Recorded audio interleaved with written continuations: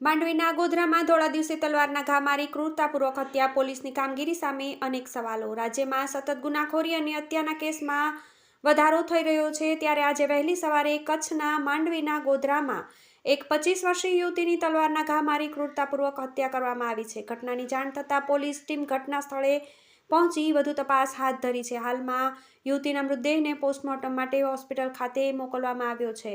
પશ્ચિમ કચ્છમાં કાયદો વ્યવસ્થા કથળતા લોકોમાં ભયનો માહોલ જોવા મળી રહ્યો છે, તો બીજી તરફ પોલીસની કામગીરીને લઈને અનેક સવાલો ઊભા થઈ રહ્યા છે। હાલમાં મળતી માહિતી મુજબ કચ્છના માંડવી તાલુકાના ગોધરામાં આજે વહેલી સવારે અજાણ્યા શખ્સોએ બાઇક પર આવીને 25 વર્ષીય યુવતીની નિર્દયતાપૂર્વક તલવારના ઘા મારી હત્યા કરતા ચકચાર મચી જવા પામી છે। આ હત્યાના બનાવના પગલે સ્થાનિક લોકોમાં ફફડાટ વ્યાપી જવા પામ્યો છે। હત્યાના બનાવની જાણ થતાં સ્થાનિક પોલીસનો કાફલો ઘટના સ્થળે પહોંચી ગયો હતો અને વધુ તપાસ હાથ ધરી હતી। પોલીસે યુવતીની ડેડ બોડીને પોસ્ટમોર્ટમ માટે હોસ્પિટલ મોકલી દીધી છે। પોલીસ તપાસ કરી રહી છે કે યુવતીની હત્યા કયા કારણોસર કરવામાં આવી છે। યુવતીનો કોઈ યુવક સાથે પ્રેમ સંબંધ હતો કે પછી એકતરફી પ્રેમમાં આ કરુણ અંજામ આપવામાં આવ્યો છે।